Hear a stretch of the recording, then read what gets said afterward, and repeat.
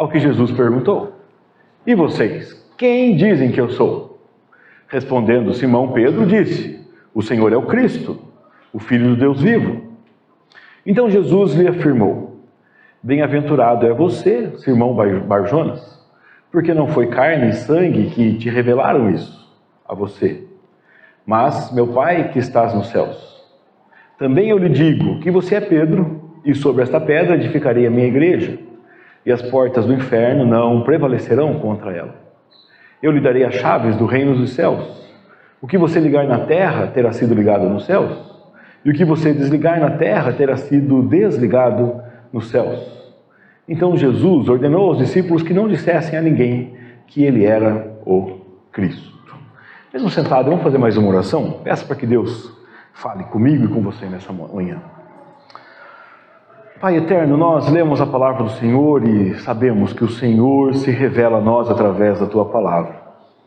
E nós pedimos que o Senhor abra, Senhor, a nossa mente, nossos ouvidos, nosso coração, nossos olhos, para que possamos ouvir a Tua voz, ó Senhor, ver o Senhor se revelando através da Tua palavra, que possamos entender, guardar no nosso coração, e que a Tua palavra ganhe vida em nós.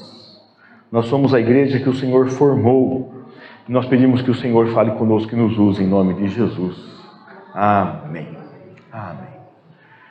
Queridos, esse texto é bastante conhecido e talvez mais conhecido por uma polêmica da pedra. Quem é a pedra? Se a pedra é Pedro, se a pedra é Jesus, se a pedra é a afirmação de Pedro. E ao longo da história, eu falo da história mesmo, assim, desde os dias dos pais da igreja, há discussões e pessoas se posicionando de um lado ou de outro, né, sobre esse texto. E esse texto acaba sendo mais importante, às vezes, para algumas igrejas que baseiam suas doutrinas nessa afirmação de quem é a pedra, se é Pedro, se não é Pedro, né? Por mais que você possa achar que você não sabe disso, ou que isso não te influencia, a nossa tradição, a tradição do Brasil é uma tradição católica, né? Então, quando a gente tem uma semana como a semana passada, né, retrasada agora, né, que choveu muito, você fala, São Pedro está lavando o quintal lá, né? Por que essa ideia de São Pedro? Por causa desse texto, né? Porque Jesus diz que dá a chave. Que chave é essa, né? Que pedra é essa? Então esse texto influencia muita coisa da nossa crença, da nossa cultura, né, da crença ao nosso redor. Bom, o meu convite para você é para que olhemos para esse texto hoje, né, sem medo de entender o que a Bíblia fala e que Jesus fale conosco, né, através desse texto. O texto diz que Jesus está caminhando, indo para a região de Cesareia de Filipe, e Jesus pergunta para os seus discípulos: o que as pessoas dizem sobre mim? Quem os outros dizem que é o Filho do Homem? Quem os outros dizem que eu sou? E aqui os discípulos revelam que as pessoas ao redor têm uma compreensão errada de Jesus. Se você veio no nosso estudo quarta-feira, nós investimos um bom tempo pensando nisso. Como a Bíblia diz que as pessoas ao redor de Jesus têm uma grande cegueira, uma grande dificuldade de entender quem é Jesus. As pessoas que estão ao redor de Jesus, e nós lemos um texto, por exemplo, que diz que a família dele, os irmãos dele, têm dificuldade em crer. Na verdade, tem dificuldade não criam nele, é o que diz o Evangelho de João aqui no capítulo 7 que nós estamos lendo, né? Pessoas próximas a Jesus duvidam dele. Nós vimos no Evangelho de Marcos que Jesus multiplica pães e peixes. E ele sai dali, e os discípulos não entendem a multiplicação. Jesus põe os discípulos numa situação de necessidade. Agora os discípulos são ovelhas sem pastor. E Jesus se apresenta como pastor da vida deles. E você pensa, resolveu o problema. 2 capítulos depois, Evangelho de Marcos, capítulo 8, tem outra multidão com necessidade, com fome. Os discípulos têm um pouco de pão. E em nenhum momento eles voltam a pensar, Jesus pode multiplicar de novo. Eles falam, Jesus, quem pode resolver o problema desse povo? Não tem quem possa resolver. E você olha e fala, as pessoas próximas a Jesus não acreditam nele. E o texto da Bíblia vai mostrando que as pessoas próximas a Jesus não acreditam nele. E antes de eu e você ficarmos bravos, nós também somos pessoas próximas a Jesus que não acreditam nele.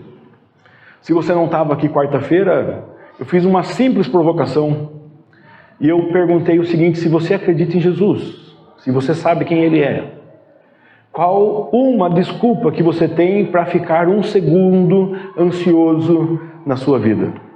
Não tem. Se você sabe quem Ele é, se você sabe que Ele está com você, como você ficaria ansioso? Tem desculpa para isso? Não tem, não temos. E por que ficamos ansiosos? Porque esquecemos quem é Jesus. Por que ficamos com medo? Porque esquecemos quem é Jesus. Eu falei para você várias vezes da figura daquela ovelha do Salmo 23. Você já pensou comigo que aquela ovelha não tem recurso, não tem água, não tem comida, ela só tem o pastor. Como é vergonhoso para mim e para você ouvir aquela ovelha dizer: eu não tenho medo, mesmo que eu ande pelo vale da sombra e da morte. E eu e você nem nos reconhecemos lá no vale da sombra e da morte na maioria do tempo e temos medo. Por que aquela ovelha não tem medo? Porque o pastor dela está com ela. É isso. Simples assim. Se você sabe quem é Jesus e você pauta a sua vida sobre isso, você vive uma vida parecida com a de Jesus. Você vive uma vida confiante. Você vive uma vida sabendo que Jesus está com você. Os discípulos não sabiam disso. Os discípulos não confiavam em Jesus. E eu e você também vacilamos. Mas você fala assim: pastor, eu sei quem é Jesus. Eu tenho muita informação. Eu fui na escola dominical. E mesmo pessoas que não vêm à igreja, que não cresceram na igreja, que não tiveram as aulas que as crianças têm ali, essas pessoas falam: Jesus foi uma boa pessoa. Jesus foi um bom homem. Alguns falam: Jesus foi um grande homem. E olha o que eles dizem aqui, que Jesus foi um grande homem. Quem as pessoas dizem que eu sou? Os discípulos falam: alguns dizem, Jesus, que o Senhor é Elias. Elias foi o maior dos profetas. Olha que boa comparação. Jesus é um grande homem. Jesus é um grande profeta. Não resolve nada. Não nos adianta nada Jesus ser um grande profeta, Jesus ser um grande homem, Jesus ser um grande exemplo. Um grande homem, um grande profeta, um grande exemplo não pode salvar seu povo. Não pode construir uma igreja, não pode garantir salvação eterna, não pode resolver o problema do pecado, o problema que eu e você temos com Deus. De nada adianta Jesus ser um grande homem. Pastor, mas tem um amigo meu que ele não é crente, mas ele diz que Jesus é uma boa pessoa, que Deus continue se mostrando para ele, que um dia ele serve Jesus, porque achar que Jesus é uma boa pessoa não salva ninguém. Não é o caminho para a salvação e não é a solução para a minha e para a sua vida. Se Jesus for um grande profeta, eu e você temos razão de andarmos ansiosos.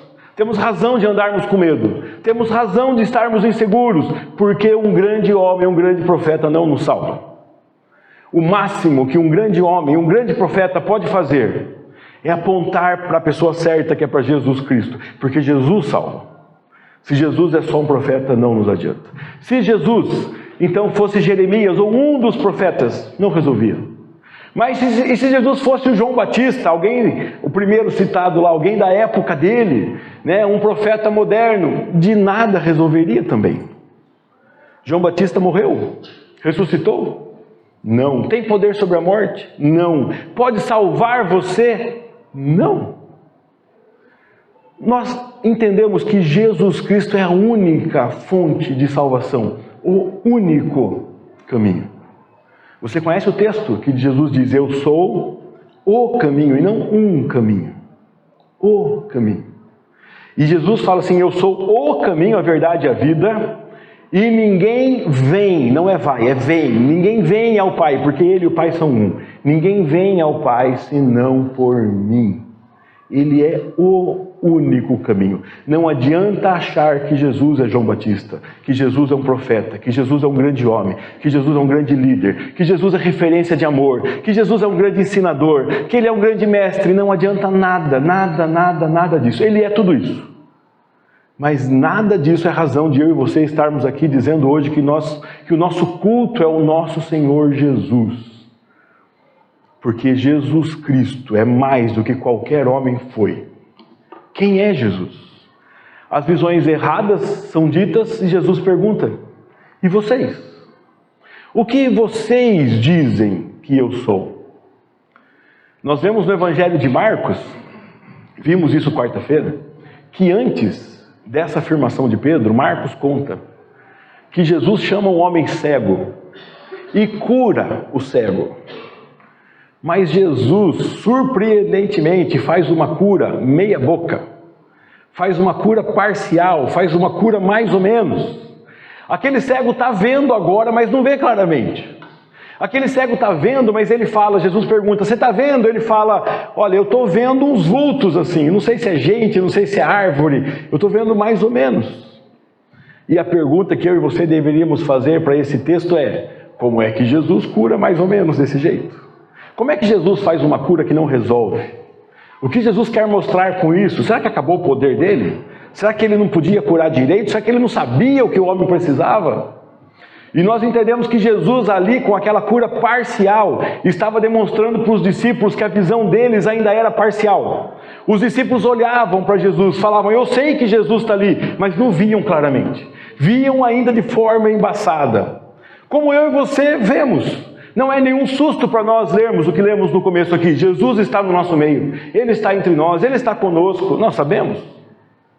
Mas vemos claramente, sabemos convictamente disso. Temos uma visão perfeita da presença de Jesus entre nós.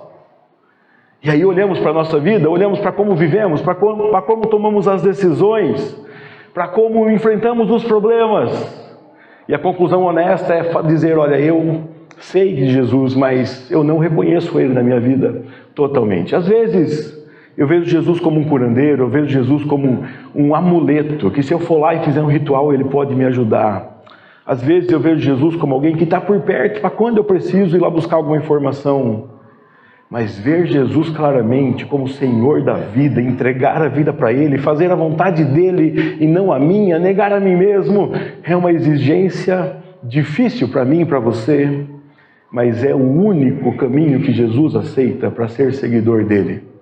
Quem quiser vir após mim, negue-se a si mesmo, tome a sua cruz. E então siga-me. Jesus Cristo pergunta, quem dizem vocês? Vocês que agora estão caminhando comigo. Vocês que já vacilaram. Vocês que já duvidaram que eu podia multiplicar pães e peixes. Que depois da multiplicação entraram no barco. E naquele barco, os discípulos começaram a discutir, porque eles tinham esquecido o pão. E eles tinham Jesus, e achavam que Jesus estava brigando com eles, porque eles tinham esquecido o pão. Visão limitada apenas nos recursos. Esses discípulos falhos, agora dizem e demonstram uma visão clara. Pedro toma a frente, respondendo pelos irmãos, pelos discípulos, e falam, o Senhor é o Cristo. O Filho do Deus vivo. O Senhor é o Cristo, o Filho do Deus vivo. Queridos, chegamos à resposta certa. Chegamos ao centro do nosso Evangelho. E essa é a chave que muda a visão do povo. A chave que te dá acesso ao reino dos céus.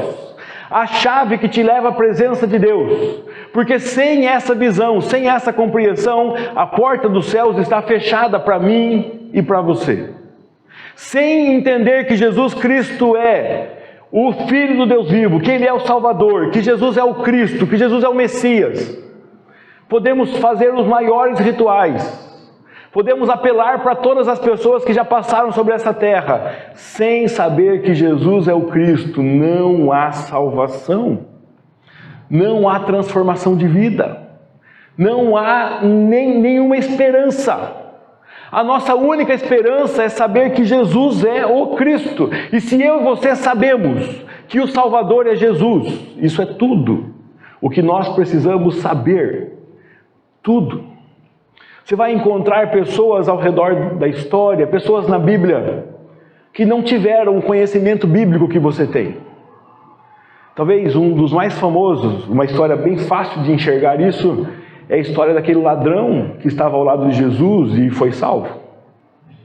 Aquele homem não sabia, talvez, se perguntasse para ele quais são as bem-aventuranças que Jesus pregou, ele não ia saber.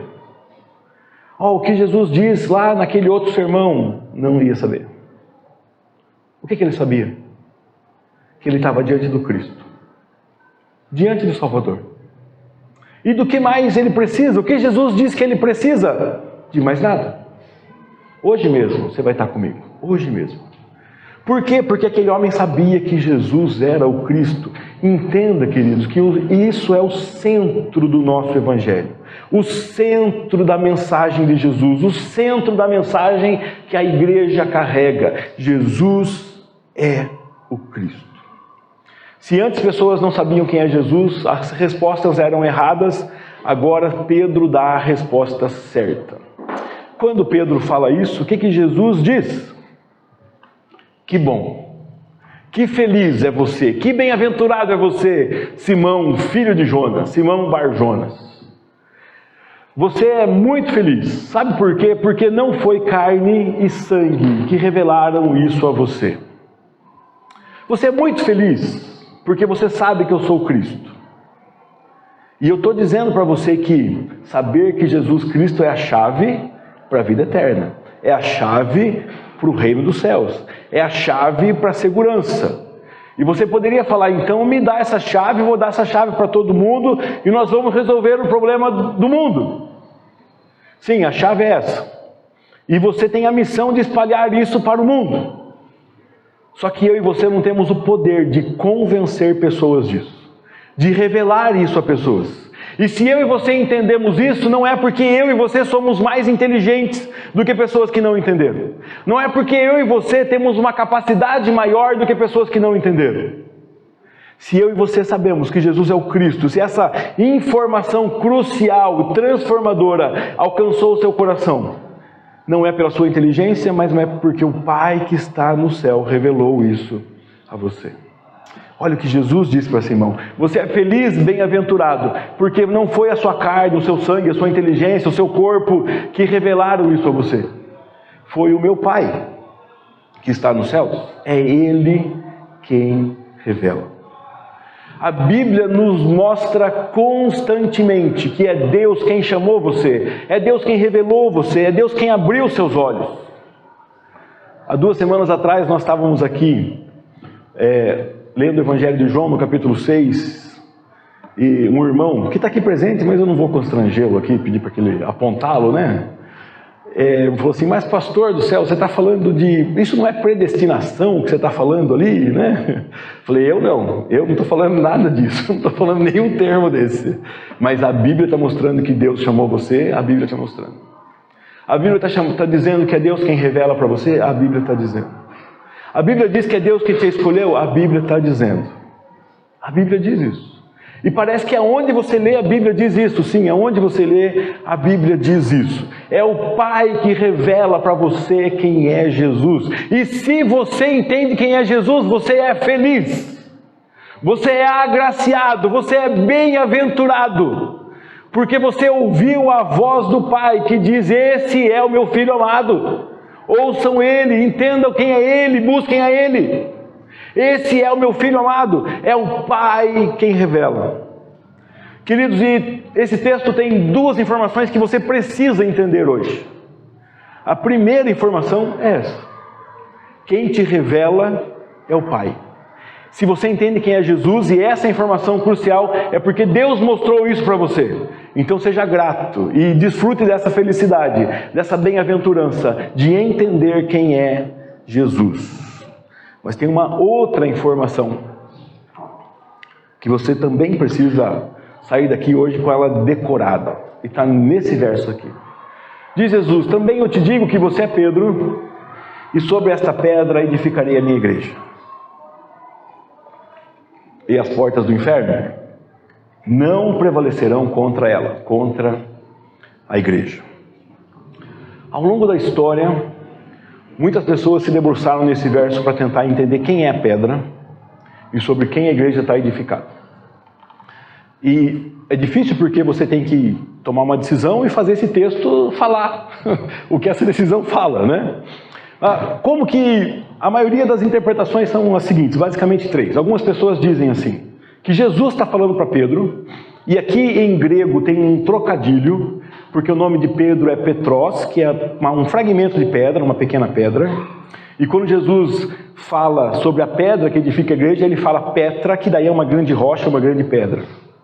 Jesus está fazendo um trocadilho com o nome de Pedro e a pedra. E Jesus fala assim: então tu és Pedro, e sobre esta pedra edificarei a minha igreja. E como tem uma pedrinha e uma pedrona, alguns dizem que Jesus está falando o seguinte: olha, você é a pedrinha, você, Pedro, e sobre esta grande pedra, sobre Jesus, eu edificarei a minha igreja. É possível, mas tem várias complicações linguísticas aí que tornam isso bastante complicado. Tinha jeito bem mais fácil de dizer isso. Outros vão entender que não. Pedro, você é Pedro, e sobre esta pedra que é você, eu vou edificar a minha igreja. E é possível? É possível, linguisticamente é possível também, faz até bastante sentido, faz mais sentido.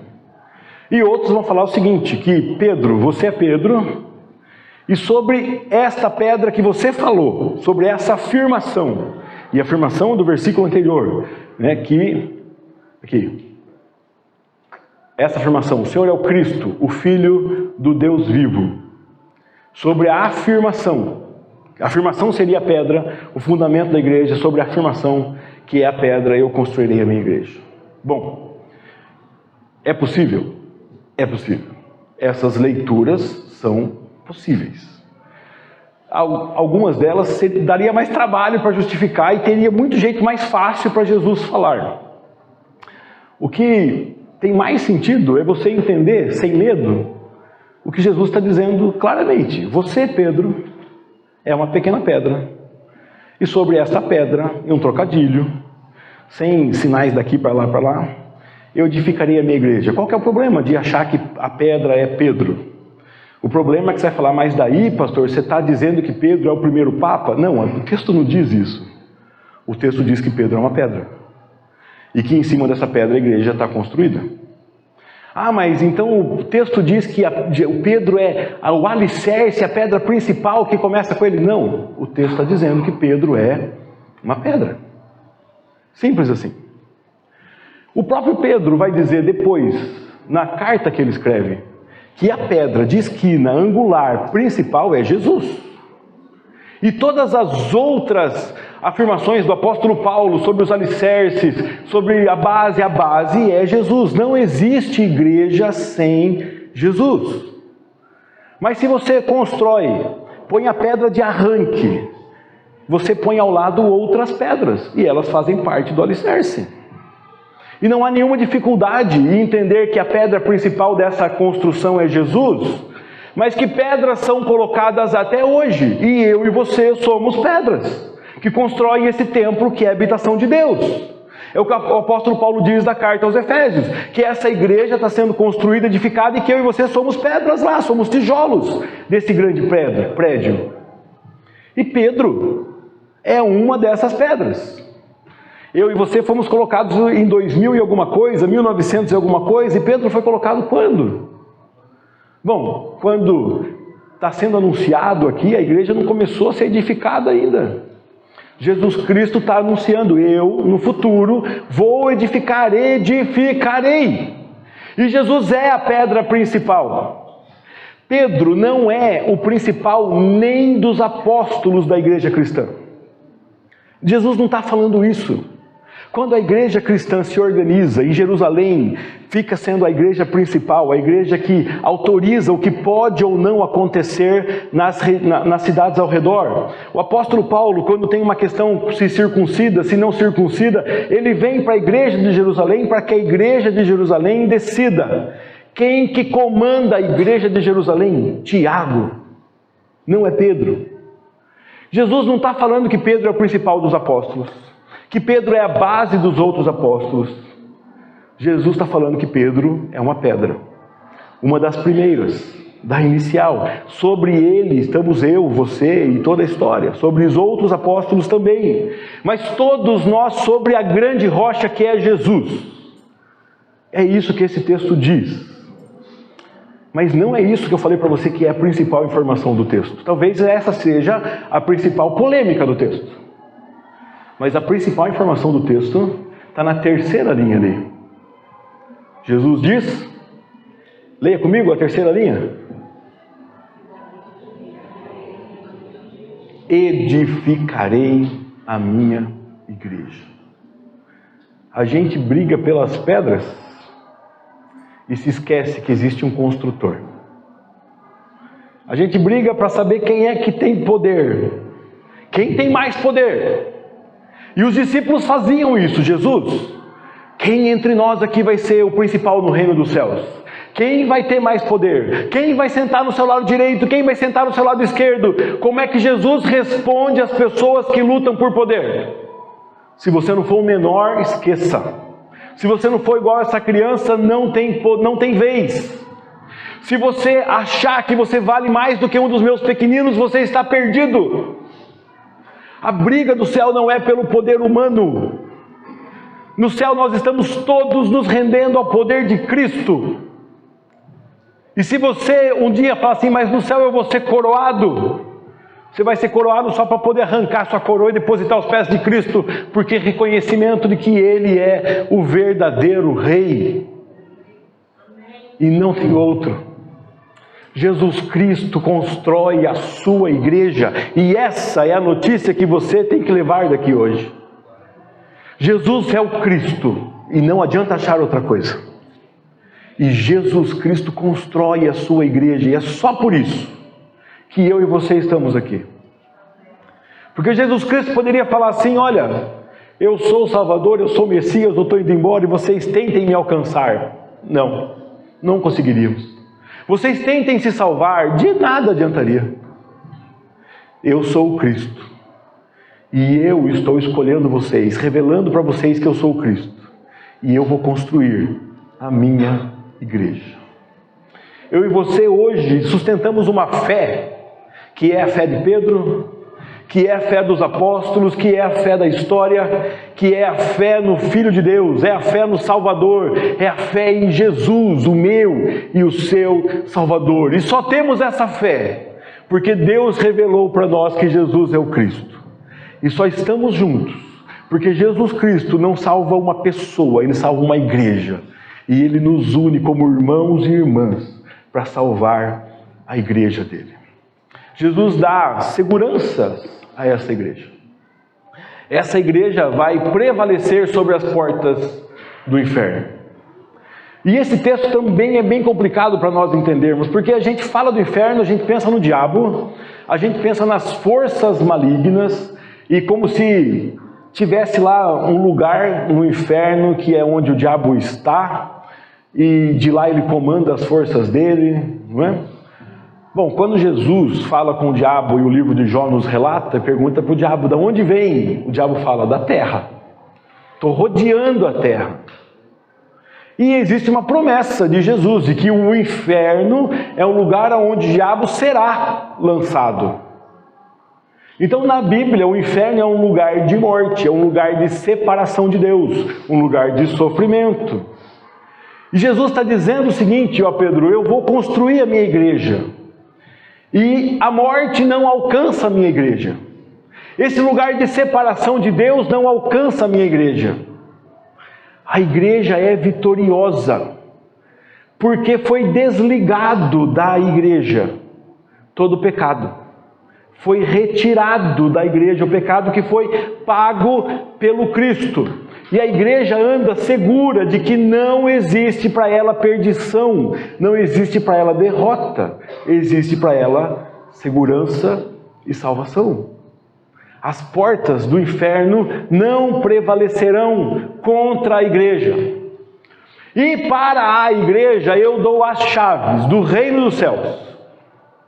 E o que vocês ligarem na terra, então o que você ligar na terra terá sido ligado nos céus. O que você desligar na terra terá sido desligados nos céus. É a primeira vez que nós lemos esse texto aqui na mensagem, mas você viu algo parecido na abertura do culto, lembra disso?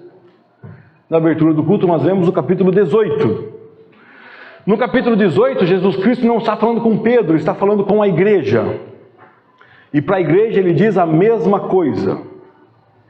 E da mesma forma que eu chamei você para compreender na abertura do culto, a compreensão é a mesma, é o mesmo verbo.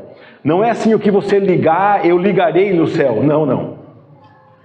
A garantia da igreja de Jesus é que ela anda tomando as decisões que Jesus já tomou. Ela anda fazendo o que Jesus já faz. Se ela é uma igreja de Jesus.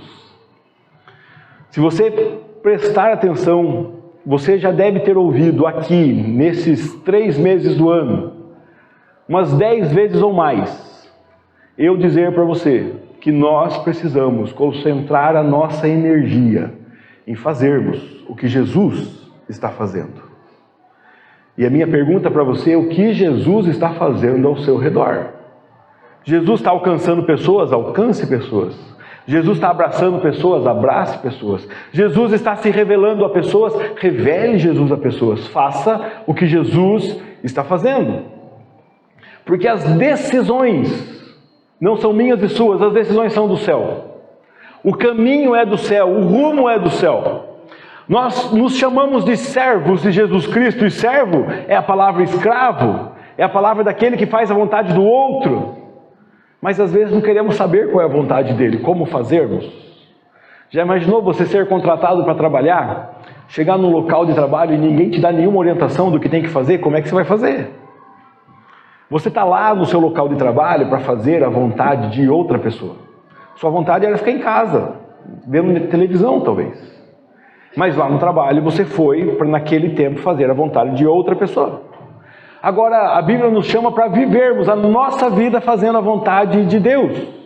É para isso que a igreja é chamada. E a igreja, Jesus Cristo está dizendo, quando vocês como igreja andarem juntos, que nós vimos lá no capítulo 18, o que vocês tomarem de decisão, isso é a revelação do que o céu decidiu. O que vocês decidirem já terá sido resolvido no céu. O que vocês ligarem já terá sido ligado nos céus. O que vocês desligarem já terá sido desligado nos céus. E a única coisa aqui que já aconteceu nesse texto sobre ligar e desligar é você entender que os seus pecados são ligados a você e só Jesus pode desligar quando Ele passa para você a afirmação de que Jesus é o Cristo. E que se existe uma chave que Jesus está dando para essa igreja, a chave de ligar pessoas ao reino dos céus, a chave é a afirmação de que Jesus é o Cristo. Jesus aqui não está colocando um porteiro no céu. Jesus aqui não está colocando fiscais no céu. Jesus aqui está chamando trabalhadores à obra dele, de levar pessoas ao reino dos céus. E você pode dizer assim: mas como é que eu vou levar pessoas ao reino dos céus? Como é que eu as faço entrar? Como é que eu as autorizo a entrar? Quem tem a chave? Eu e você temos a chave revelada pelo Pai que está nos céus. A chave é entendermos que Jesus é o Cristo, o Filho do Deus vivo. Tudo que você ligar na terra será ligado. O que você desligar será desligado, porque eu darei para você a chave do reino dos céus. Eu e você, querido, não nos vemos como pessoas que têm essa chave. E às vezes nós achamos assim que, o que podemos nós fazer? Entenda que você é portador da chave do reino dos céus. A chave para entrar no céu é uma só: crer em Jesus, não tem outra. A chave que você pode compartilhar e abrir a porta para outras pessoas entrarem é dizer: Jesus é o Cristo, não tem outra. Deus chamou você para colocar pessoas no reino dos céus e deu a chave. E eu e você, vamos ou não usar essa chave? Vamos ou não proclamar o que sabemos, dizendo: Jesus é o Cristo, Filho do Deus vivo? Vamos ou não ligar pessoas a Jesus e desligá-las dos pecados que sempre as prenderam? Deus nos chama hoje para ligarmos pessoas a Jesus, anunciando que Jesus é o Cristo, colocá-las no reino dos céus. E só podemos fazer isso porque Deus primeiro revelou para mim e para você que Jesus é o Cristo. Você sabe disso? Você é chamado para proclamar isso. Tem muita coisa na Bíblia que você tem que ouvir e obedecer. E tem algumas que, graças a Deus, elas foram obedecidas em outro tempo, e não é mais para mim, e não é mais para você. Quando você vê todos aqueles rituais de sacrifício, você fala: graças a Deus que isso foi para outro tempo, não é? Tem gente que não pode ver matar uma barata, já imaginou? Tem que matar um cordeiro, tirar as vísceras, queimar e aspergir o sangue. Falar: é muito sanguinária essa religião aí, né? Mas no Novo Testamento tem coisa que eu e você não temos que cumprir porque já foi cumprida? Tem também. Esse versículo aqui, ó. Já foi. Eles tinham que não dizer para ninguém. Olha lá, Jesus disse para os discípulos, não digam a ninguém. Agora, depois de que eles cumpriram o que já aconteceu, isso o que é que Jesus diz para mim e para você? Vá e espalhe para todo mundo. Diga para todo mundo quem é o Cristo. Diga para todo mundo que Jesus é o Cristo. Anuncie a todo povo, a toda língua, a toda nação que Jesus é o Cristo. E quando Jesus está falando isso, ele está dizendo o seguinte: a chave do reino dos céus, use-a. Leve pessoas para Deus, ligue pessoas a Deus e fale. Se Deus vai ou não abrir os olhos delas e revelar que Jesus é o Cristo, não é sua responsabilidade, mas é minha e sua responsabilidade anunciarmos que Jesus é o Cristo. Saia daqui lembrando, Jesus é o Cristo. É Ele quem constrói a igreja. Mas Ele me chama e Ele te chama para participarmos disso, anunciando que Ele é o Cristo, reconhecendo que é Ele quem constrói a igreja, ligando pessoas a Deus, abrindo as portas do reino dos céus para pessoas que deverão entender, através da minha vida, da sua vida e da mensagem que nós carregamos, que Jesus é o Cristo. E eu peço a Deus que use a sua vida para isso, em nome de Jesus. Amém e amém. Graças a Deus. Vamos fazer uma oração, queridos?